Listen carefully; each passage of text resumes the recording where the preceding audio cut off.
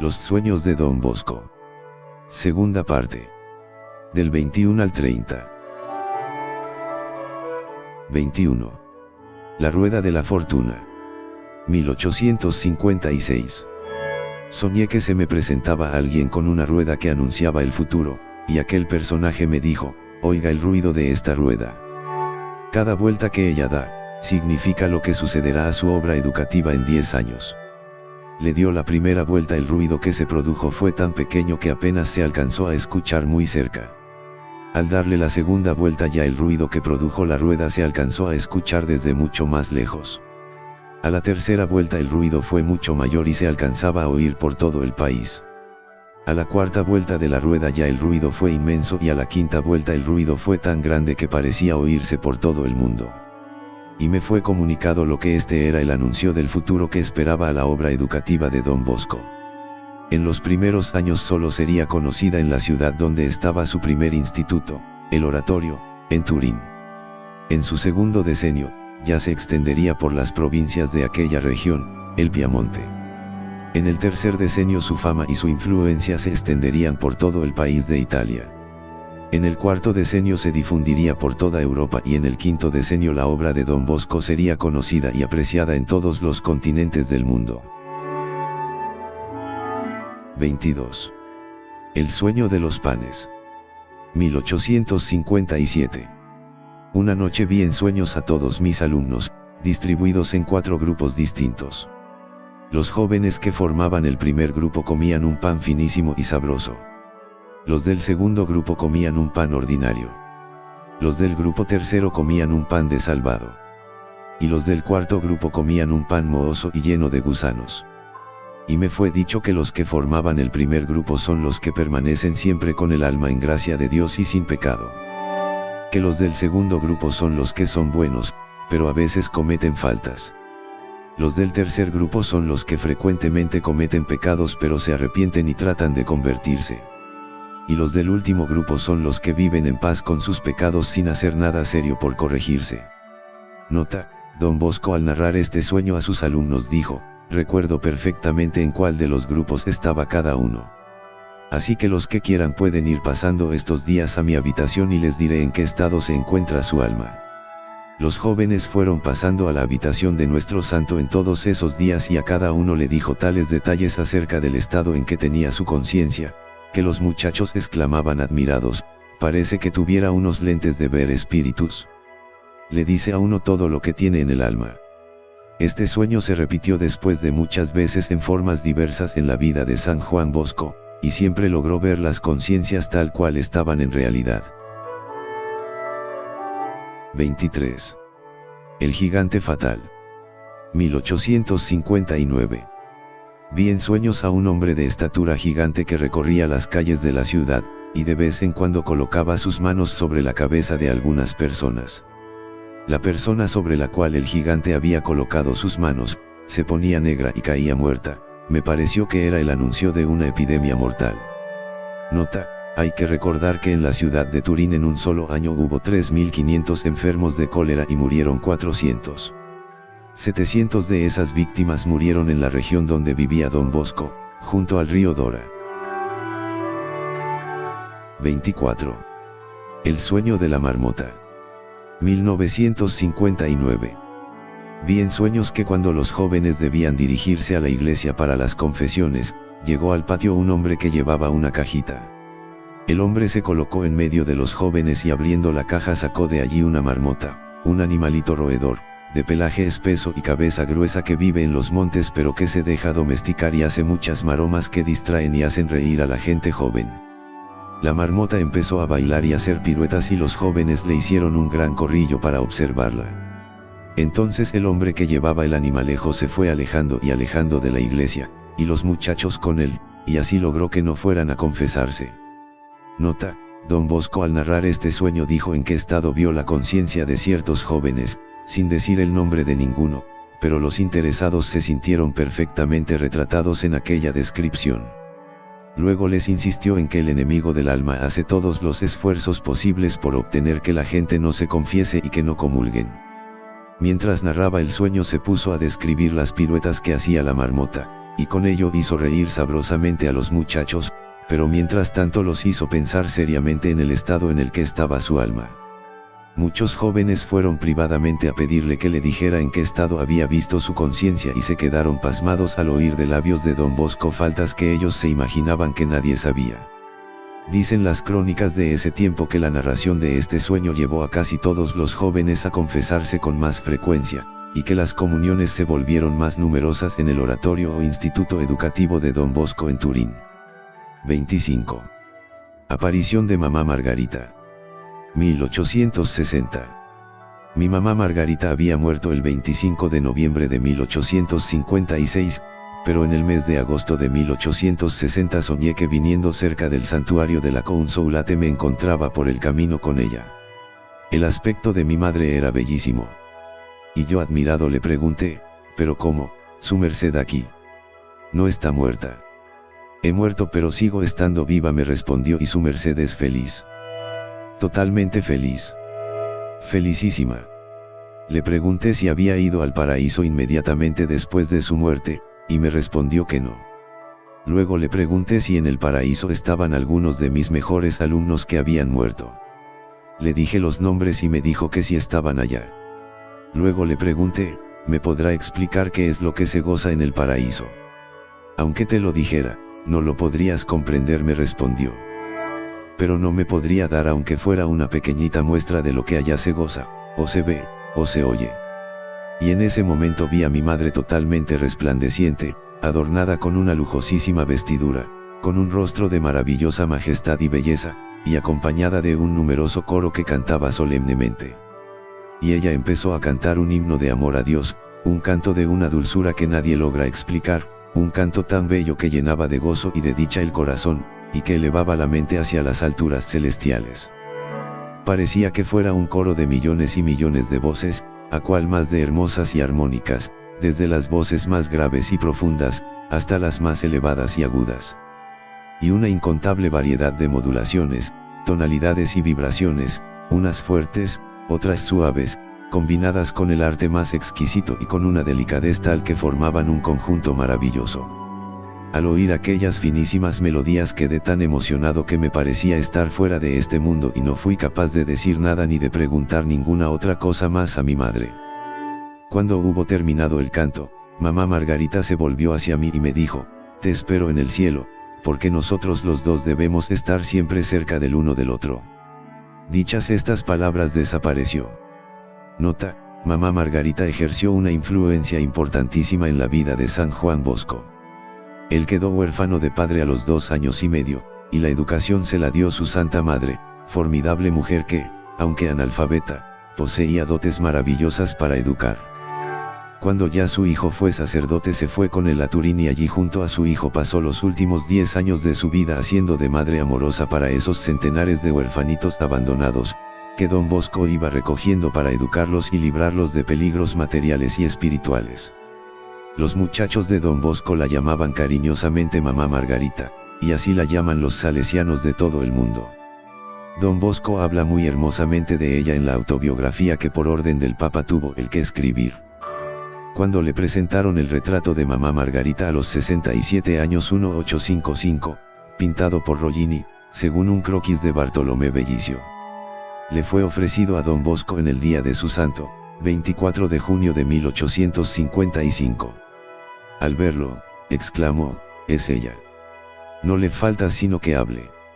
Se conserva en el Museo de Don Bosco, Turín. Por haber muerto mamá Margarita un 25 de noviembre, en las 1300 casas salesianas del mundo celebra cada 25 de noviembre una misa por los papás difuntos de los salesianos. 26. Aviso para esconder documentos peligrosos. 1860. Soñé que entraba a mi habitación una cuadrilla de atracadores y que se dedicaban a esculcar todos los armarios y que revolvían todos mis papeles y mis escritos. Pero uno de los salteadores, se volvió a mí y con tono bondadoso se me dijo, ¿por qué no esconde aquel escrito y aquel otro documento? ¿No ve que si llega una requisa del gobierno aquellas cartas del arzobispo le podrían traer problemas? Y aquellos documentos que le llegaron de Roma que los tiene ya casi olvidados en aquel rincón, y me señaló el sitio donde estaban, y aquellos otros papeles que están más allá. Si los hace desaparecer desde ahora se va a evitar después muchos problemas y molestias. Por la mañana les conté el sueño a algunos de mis amigos y no lo tomaba muy en serio, pero por si acaso me fui a mi habitación y saqué todas las cartas del arzobispo y los documentos llegados de Roma y otros papeles especiales y los llevé a un sitio muy alto y escondido. Nota: el sueño sucedió el 23 de mayo. Don Bosco escondió los papeles el 24, y luego el 26 de mayo de 1860, el ministro anticlerical Farina mandó requisar toda la casa de Don Bosco en busca de documentos que lo pudieran comprometer contra el gobierno. En ese año 1860 es cuando el gobierno de Piamonte, capital de Turín, se apodera de Roma y le quita al sumo pontífice los estados pontificios. Buscan cualquier pretexto para acusar y encarcelar a los amigos del Papa y saben que Don Bosco es amiguísimo del sumo pontífice de Roma. El 26 de mayo llegan 3 inspectores y 18 policías a registrar las habitaciones de Don Bosco. Esculcan todo, hasta la cesta de los papeles, y no logran encontrar ni siquiera un solo documento o carta para poderlo acusar. Todo había sido perfectamente escondido por Don Bosco, lejos de allí, el 24, después del aviso del sueño. 10 veces más vendrá la policía a esculcarle todos los papeles y a registrar sus habitaciones y nunca lograron encontrar nada para poderlo acusar. Dios cuida de sus hijos y les avisa a tiempo. 27. Las 14 mesas. 1860. Soñé que estaba con todos mis jóvenes en un sitio tan ameno como el más hermoso de los jardines, sentados ante unas mesas que, ascendiendo desde la tierra en forma de gradas, se elevaban tanto que casi no se divisaban las últimas. Dichas mesas, largas y espaciosas, eran 14, dispuestas en un estadio y divididas en 3 órdenes, sostenido cada uno por una especie de muro en forma de terraplén. En la parte baja, alrededor de una mesa colocada en el suelo polvoriento y desprovista de todo adorno y sin vajilla alguna, vi a cierto número de jóvenes. Aparecían tristes, comían de mala gana y tenían delante de sí un pan semejante al pan duro y feo que les dan a los soldados en la guerra, pero tan rancio y lleno de moho que causaba asco. Este pan estaba en el centro de la mesa mezclado con suciedades e inmundicias. Aquellos pobrecitos se encontraban como unos cerdos inmundos en una pocilga. Yo les quise decir que arrojasen lejos aquel pan, pero me hube de contentar con preguntar por qué tenían ante sí tan nauseabundo alimento.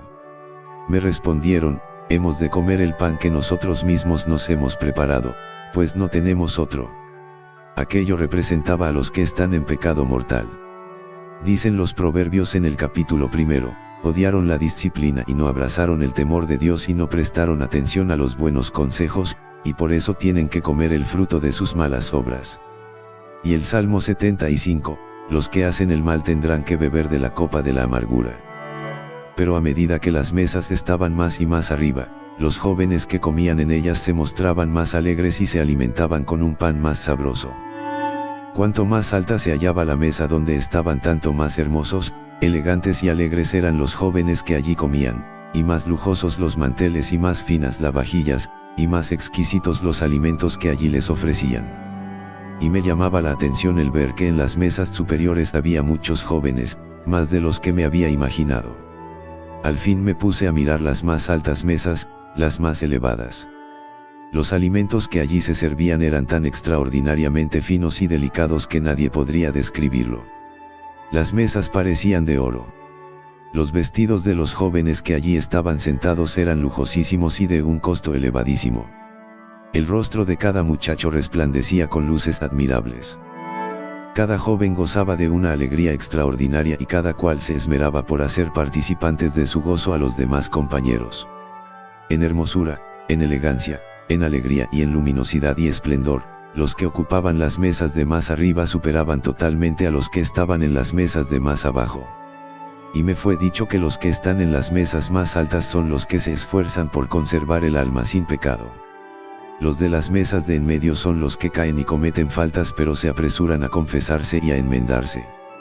Los de la última mesa de abajo viven tranquilamente en sus pecados sin arrepentirse ni tratar de enmendarse. El libro santo enseña: dichoso el que pudiendo pecar no peca. Pero hay del que vive como si Dios no existiera, ese no tendrá paz. Isaías 48 horas y 22 minutos. Pero lo más sorprendente es que en el sueño reconocí a todos mis alumnos uno por uno, y ahora mismo le puedo señalar a cada cual en qué clase de mesa lo vi.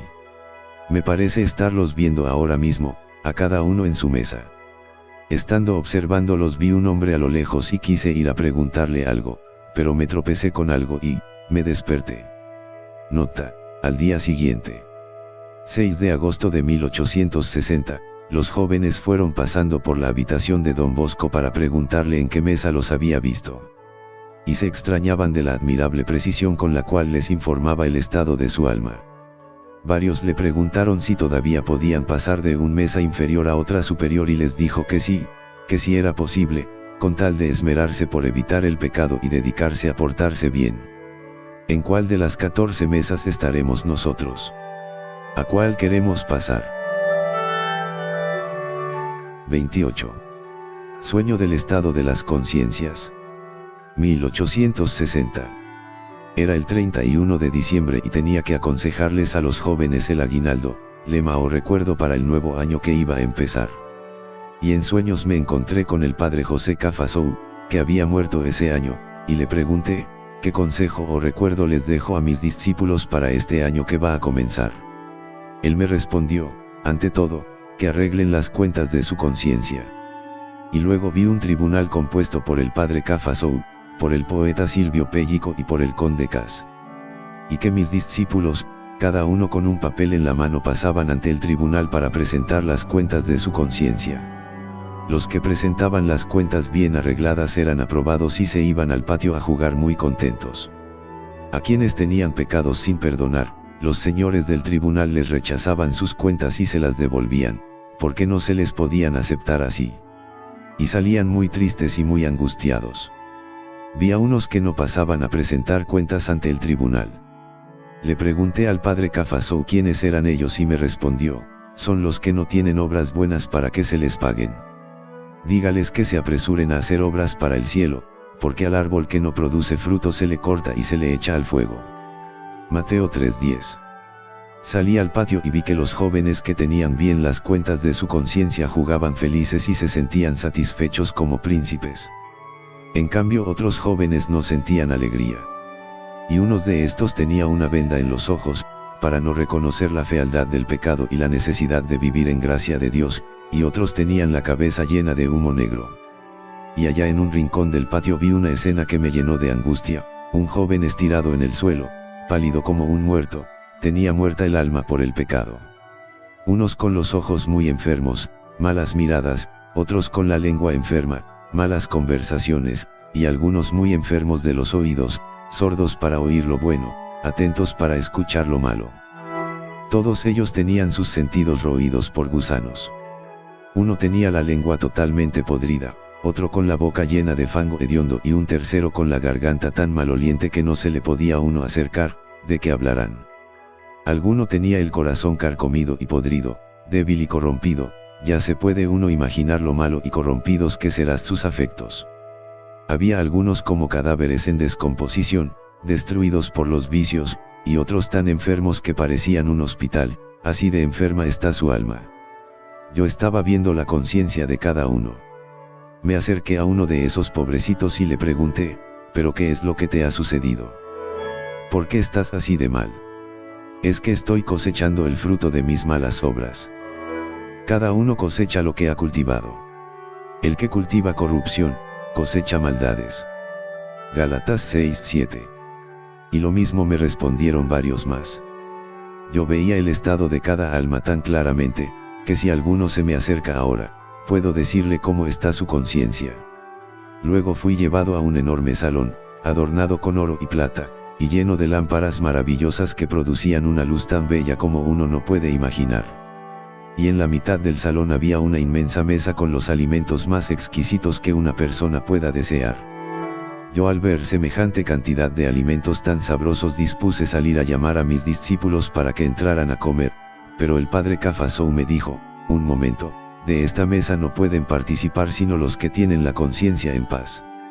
Los que han arreglado las cuentas de su conciencia. Yo fui a llamar a los que estaban con la conciencia purificada de pecados, y la mesa se llenó de comensales que demostraban inmensa alegría y satisfacción. Supliqué luego que también otros de mis discípulos pudieran entrar a participar de tan rico banquete y me fue dicho, solo los que están sanos del alma pueden participar del banquete del cielo. Los que tienen el alma enferma tienen que aguardar a ser curados. Y yo veía que los que participaban de aquella mesa se sentían inmensamente felices y contentos. Pero los que tenían el alma enferma y manchada estaban allá en un rincón llenos de profunda tristeza. Los que tenían el corazón carcomido sufrían de una gran melancolía.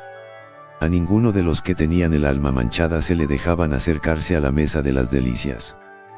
Y allí entre esos entristecidos con manchas en el alma veía claramente a muchos de mis discípulos. Yo le pregunté al padre Cafasou, ¿qué remedio me aconseja para que estos jóvenes tengan el alma sana? Él respondió, estar alerta y vigilar. Vigilar y orar para no caer en tentación, porque el espíritu está pronto, pero el cuerpo es débil. Mateo 26 horas y 41 minutos. Estar alertar porque el enemigo, el diablo anda dando vueltas como un león, buscando a quien devorar. Primera de Pedro 5:8. Y al decir estas palabras, el padre Cafasou y sus compañeros desaparecieron, y yo me desperté, y no me encontré sentado en la cama, temblando de frío. Yo termino recomendando que todos purifiquen su alma con una buena confesión, y que reciban frecuentemente y con mucha devoción la Sagrada Comunión. Notas, el tribunal estaba compuesto por 3 amigos de Don Bosco, el padre Cafasou, su santo confesor y gran maestro de espiritualidad. Él examinaba acerca de las prácticas de piedad y acerca de la moralidad. El poeta Silvio Pellico, que examinaba cómo había sido el cumplimiento de cada uno acerca de sus deberes de estudiante. El conde Cas, senador, examinaba la disciplina y el buen comportamiento y la obediencia de cada cual. Los jóvenes fueron acercándose en esos días a Don Bosco y él les informaba si los había visto con el alma sana, y sentados a la mesa del banquete del cielo, o si en cambio había observado que estaban enfermos de los ojos, de los oídos, o del corazón, o hechos unos cadáveres por medio del pecado mortal. Algunos lloraban al sentir que la descripción que les hacía el santo al contarles cómo los había visto en el sueño, era un retrato exacto del estado en que se encontraba su alma. Sería interesante saber en cuál de estos grupos estará cada uno de nosotros. El padre Rufino dejó escrita una crónica de lo que sucedía aquel año, y allí dice que el efecto de aquel sueño fue inmensamente provechoso para los discípulos de Don Bosco. Que cada día se le acercaban muchos de ellos a preguntarle en qué estado los había visto. Y que un grupo bastante numeroso de jóvenes que hasta aquel día no habían querido arreglar los asuntos del alma con una buena confesión, empezaron a frecuentar el confesionario con mucho arrepentimiento. Don Bosco sentía alegría de comprobar que la narración del sueño de las conciencias estaba haciendo mayor bien que una tanda de retiros espirituales. A los 2 días al bajar Don Bosco por las escaleras se encontró con un joven y le dijo, ¿cuándo te confesarás de tal pecado, que nunca te has atrevido a confesar? El muchacho se echó a llorar. Nunca en su vida se había atrevido a confesar ese pecado. Y fue enseguida y se confesó y quedó en paz. La crónica del oratorio sigue diciendo, muchos jóvenes se han echado a llorar cuando Don Bosco les ha dicho en qué estado lamentable los vio en el sueño. Los alumnos de los talleres han ido en su mayoría a hacer una confesión general de toda su vida. Los alumnos le pidieron a Don Bosco en el patio, en el recreo, que les diera más explicaciones del sueño y él añadió, en ese sueño aprendí más que si hubiera leído varios libros. Los que tienen humo en la cabeza son los que se dejan llevar por el orgullo y el amor propio y el deseo de aparecer. De algunos que estaban con el corazón corroído, me fue dicho que son los que tienen el corazón lleno de antipatías, de rencores y de odios, o de envidias. El corazón de algunos estaba lleno de tierra y me fue dicho que son los que viven muy apegados a los bienes de este mundo y a los placeres sensuales. Y añadió, vi a unos con el corazón vacío, son los que no hacen obras malas, pero tampoco hacen obras buenas y poco rezan con fervor, ni fa, ni fu. Después en otra charla de buenas noches les dijo, he pasado horas muy angustiosas pensando en algo que me llena de horror, el número tan crecido de discípulos míos que viven con la conciencia tan desordenada y con el alma tan manchada. Al recordar a los que vi tendidos por el suelo como cadáveres, y cubiertos de llagas asquerosas, He sentido tristeza muy profunda. Algunos ya arreglaron los asuntos de su conciencia. ¿Y los otros por qué no lo hacen? Y se echó a llorar. Varios alumnos empezaron a llorar también, y las palabras del santo consiguieron el buen efecto deseado. 29. Una amenaza de muerte. 1860. El 12 de enero de 1860 Don Bosco llamó al joven Bartolomé a su habitación y le dijo: he visto en sueños que la muerte te amenazaba. Se acercaba a ti con el deseo de llevarte a la eternidad. Al ver esto, corrí inmediatamente a impedir que la muerte te llevara, pero oí una voz que me dijo: ¿para qué dejar que siga viviendo a uno que quiere seguir en pecado y no quiere hacer caso a las invitaciones que tú le haces para que empiece a tener un buen comportamiento y abusa de las gracias que nuestro Señor le concede? Yo rogué para que te alargaran la vida y lo obtuve. Aquel pobrecito, al oír el relato de este sueño, quedó tan preocupado y conmovido que entre lágrimas y sollozos hizo su confesión de toda su vida y formuló muy buenos propósitos que luego se esmeró por cumplirlos lo mejor posible. Y Bartolomé le contaba luego al padre Benetti que desde su primera comunión nunca más se había confesado bien, pero que desde que Don Bosco le contó este sueño había arreglado completamente las cuentas de su conciencia con Dios. ¿Se podrá decir de nosotros esa frase terrible que oyó Don Bosco respecto al joven? Ojalá que no. 30. Un paseo al paraíso.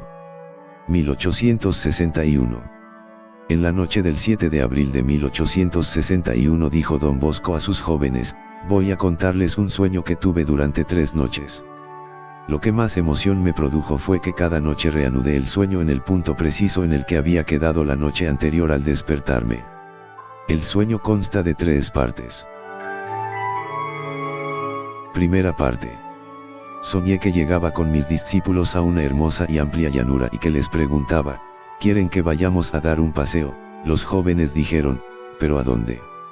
Y uno respondió: vamos al paraíso. Y todos aclamaron: sí, vamos al paraíso. Atravesamos la llanura y llegamos a una hermosísima colina llena de toda clase de árboles frutales, y cada árbol estaba totalmente lleno de las frutas más exquisitas. Por todas partes se veían flores bellísimas y en el ambiente se sentía una paz y una alegría imposibles de describir. Los jóvenes, mientras gustaban aquellas sabrosas frutas, me preguntaban: ¿qué significa todo esto? Y yo les respondía: esto es un recuerdo de los goces y alegrías que nos esperan en el paraíso. Nos imaginábamos que ya estábamos en el paraíso, pero luego al llegar a la cumbre de la colina divisamos a lo lejos una altísima montaña. Allí sí estaba el paraíso. Y vimos que una inmensa cantidad de gente subía por esa encumbrada montaña, con mucha dificultad pero con enorme entusiasmo, y que desde arriba Dios, desde una luz hermosísima, invitaba a todos a seguir subiendo y a no desanimarse por las dificultades. Vimos también que varios de los que ya estaban muy altos, bajaban otra vez para ayudar a los que estaban pasando por sitios demasiado difíciles, y les ayudaban para que lograran subir también ellos. Y se notaba que a los que llegaban a subir hasta la cumbre los recibían allá con una gran fiesta y con muchísima alegría. Numerosos jóvenes, al contemplar a lo lejos el paraíso, sintieron tal entusiasmo que emprendieron veloz carrera hacia él, para llegar lo más pronto posible, y se adelantaron mucho al resto del grupo. El lago de sangre. Antes de empezar la subida hacia el paraíso nos encontramos con un lago de sangre, de varias cuadras de ancho y largo, y allí junto a él vimos multitud de brazos, manos, pies, cabezas y cuerpos descuartizados. Parecía que allí hubiera habido una horrible batalla. Era un espectáculo espantoso. Los jóvenes que se habían adelantado corriendo, estaban allí mirando horrorizados. Los demás jóvenes que iban llegando y que venían tan alegres, quedaron silenciosos y llenos de susto y tristeza. En la orilla del lago había un gran letrero que decía: por medio de la sangre. Yo pregunté qué significaba todo aquello y una voz me dijo: el lago significa la sangre que han derramado los mártires de la santa religión, desde la sangre del justo Abel hasta la del último profeta asesinado.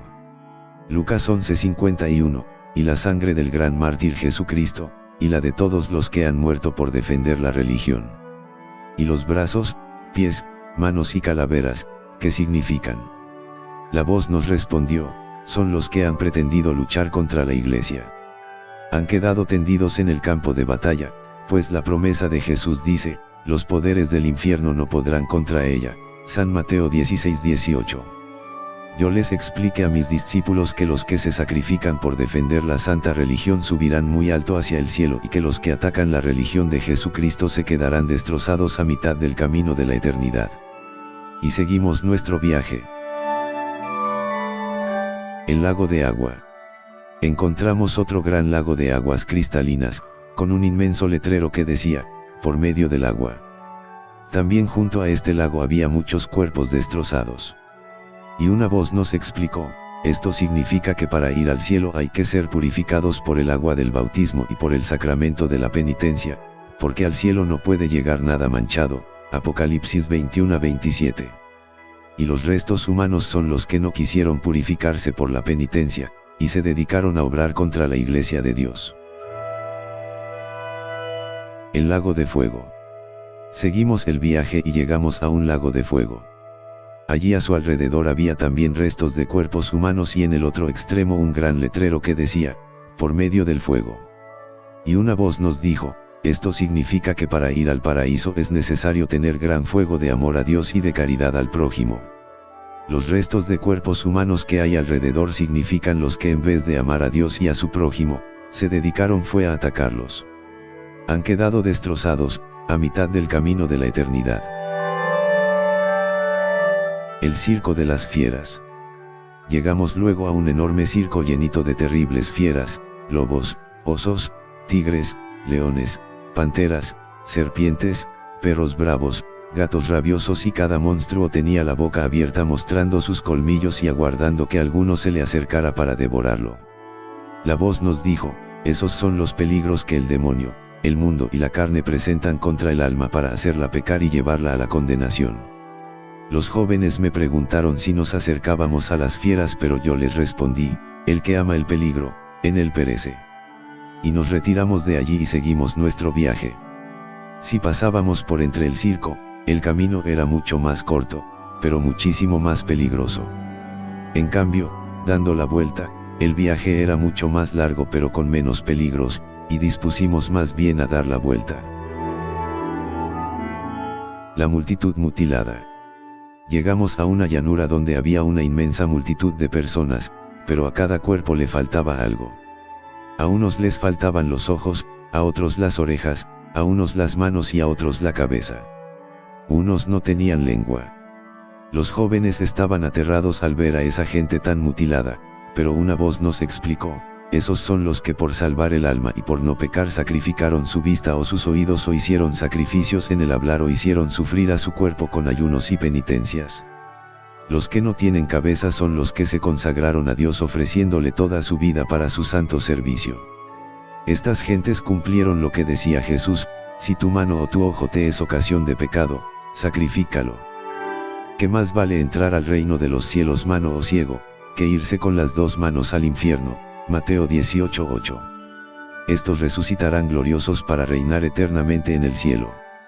Y en aquel momento oí que una gran muchedumbre venía desde el cielo para animar a los que iban subiendo hacia el paraíso y les decían, ánimo, bien, bien, y al oír aquel ruido de aplausos y de gritos me desperté. Esta es la primera parte del sueño.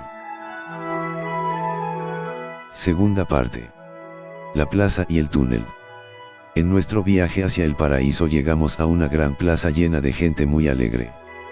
Pero la plaza terminaba en un túnel sumamente estrecho y el que quería pasar por él tenía que despojarse de todo lo superfluo, de todo lo no necesario, porque si no era así no cabía por el angostísimo túnel.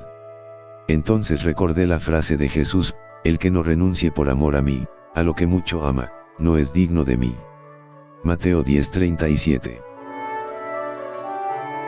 Los atados a los animales.